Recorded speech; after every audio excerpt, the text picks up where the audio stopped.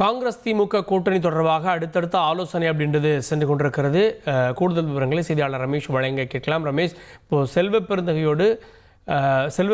ப. சிதம்பரம் இருவரும் ஆலோசனை நடத்திட்டு இருக்காங்க. இருவருமே வருவதற்கான வாய்ப்பு இருக்கு அப்படின்றாங்க. அறிவாலயத்தில் இருக்கக்கூடிய கூடுதல் விவரங்கள் என்ன? யாரெல்லாம் வருவதற்கு வாய்ப்பு இருக்கிறது? என்ன முடிவு எடுக்கப்பட வாய்ப்பு இருக்கு? முன்னாள் மத்திய நிதியமைச்சர் ப. சிதம்பரம் மற்றும் செல்வ பெருந்தகை ஒரு ஆலோசனையை நடத்திட்டு இருக்கிறாங்க. நுங்கம்பாக்கத்தில் இருக்கக்கூடிய ப. சிதம்பரம் இல்லத்துல இந்த ஆலோசனை நடைபெறுகிறது. ஆலோசனை முடித்ததற்கு பிறகு ஆழ்வார்பேட்டையில முதலமைச்சர் மு க ஸ்டாலின் இல்லத்துல முதலமைச்சரை இருவரும் சந்திக்க இருக்கிறாங்க. இந்த சந்திப்பின் போது திமுக காங்கிரஸ் கூட்டணியின் அடுத்த கட்ட நகர்வுகள் குறித்து பேசுவாங்கன்னு சொல்லப்படுது. திமுக கூட்டணியில காங்கிரஸ் நீடிக்குமா அல்லது காங்கிரஸ் விலகுமா அப்படின்னு பல்வேறு எதிர்பார்ப்புகள் இருக்கு, பல்வேறு விவாதங்கள் தெரிஞ்சிருக்கக்கூடிய நிலையில தான் டெல்லியினுடைய தேசிய தலைமை இந்த விவகாரத்தை எப்படி எதிர்கொள்கிறது, தேசிய தலைமையின் நிலைப்பாடு என்ன அப்படிங்கிறத சொல்றதுக்காக தான் முன்னாள் மத்திய நிதியமைச்சர் ப. சிதம்பரம் முதலமைச்சரை சந்திக்க போகிறாரு. இந்த சந்திப்பின் போது தமிழ்நாடு காங்கிரஸ் கமிட்டியின் தலைவர் செல்வ பெருந்தகையும் உடன் இருப்பார். இன்னும் ஒரு 15 நிமிடத்துல நுங்கம்பாக்கம் இல்லத்துல இருந்து ப. சிதம்பரமும் செல்வ பெருந்தகையும் அங்கிருந்து புறப்பட்டு ஆழ்வார்பேட்டை இல்லத்துல முதலமைச்சரை சந்திக்க போறாங்க. முதலமைச்சர் இல்லத்துல சந்திப்பின் போது ஒரு அரை மணி நேரம் ஆலோசனை நடைபெறும் அப்படின்னு சொல்றாங்க. திமுக தரப்புல 25 சீட் அப்படிங்கறதுல இருந்து கூடுதலா சீட் ஒதுக்குறதுக்கு முன் வருவாங்களா, காங்கிரசினுடைய அடுத்த கட்ட நிலைப்பாடு என்ன அப்படின்னு பல்வேறு எதிர்பார்ப்புகள் இருக்கக்கூடிய நிலையில தான் இன்றைக்கு ஒரு முக்கியமான சந்திப்பு நடைபெற போகிறது. அதற்கு முன்னாடி டெல்லி தலைமை சொல்லியிருக்கக்கூடிய விஷயங்கள் தொடர்பா ப. சிதம்பரம் செல்வ பெருந்தகை ஒரு ஆலோசனையை நடத்திட்டு இருக்கிறாங்க அப்படிங்கிறதையும் பார்க்க முடிகிறது. ஓகே, இப்போ தினமும் இந்த தொகுதி பங்கீட்டு குழுவினர் சந்தித்து பேச்சுவார்த்தையை நடத்துவாங்க. திருமாவளவன் அவர்கள் கூட இன்னைக்கு காலையில் வந்தார் அப்படின்னு பார்க்குறோம். இன்னைக்கு ஏதாவது கட்சிகளோட பேச்சுவார்த்தைக்கு திட்டமிடப்பட்டிருந்ததா? திமுகவின் தலைமை அலுவலகமான அறிவாலயத்துல இன்றைக்கு தொகுதி பங்கீடு தொடர்பா இந்த பேச்சுவார்த்தையுமே நடக்கல.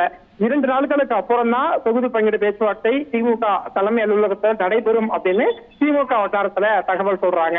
ஏன் அப்படின்னா திமுகவை பொறுத்த வரைக்கும் கூட்டணியில் இருக்கக்கூடிய கட்சிகளோடு முதற்கட்ட பேச்சுவார்த்தையை நடத்தி முடிச்சுட்டாங்க.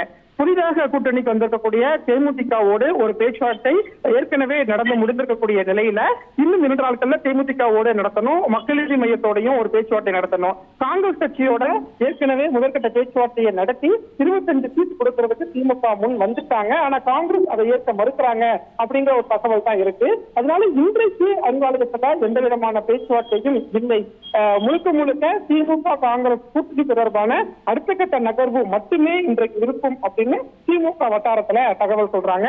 திமுகவை பொறுத்த வரைக்கும் கூட்டணியில புதிய கட்சிகள் வந்திருக்கிறதுனால காங்கிரஸ் கட்சிக்கு 25 சீட் அப்படிங்கிறது தான் எங்களுடைய ஆஃபரா இருக்கு. ராஜ்யசபா சீட் ஒன்னும் நாங்க கொடுக்கறதுக்கு முன் வரோம். ஆனா தேசிய தலைமையினுடைய நிலைப்பாடு என்ன அப்படிங்கறத காங்கிரஸ் கட்சி ஆலோசிச்சு சொல்லுவாங்க. அதுக்கப்புறம் முதலமைச்சர் மு க ஸ்டாலின் இதுல ஒரு பைனல் முடிவை எடுப்பாரு அப்படின்னு திமுக தரப்புல சொல்றாங்க.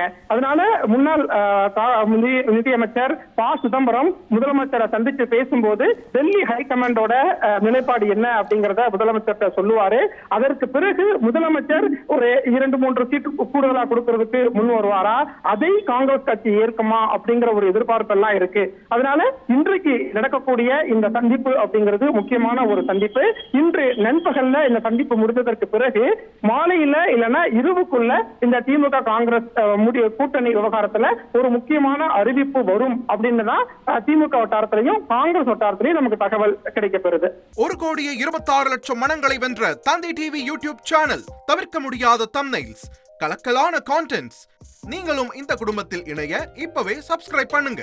அசுரபலம் கொண்ட எங்கள் டிஜிட்டல் கரங்களில் உங்கள் விளம்பரங்களை சேர்க்க வாட்ஸ்அப் பண்ணுங்க. 8939888378. Email advtanditv@dttv.in.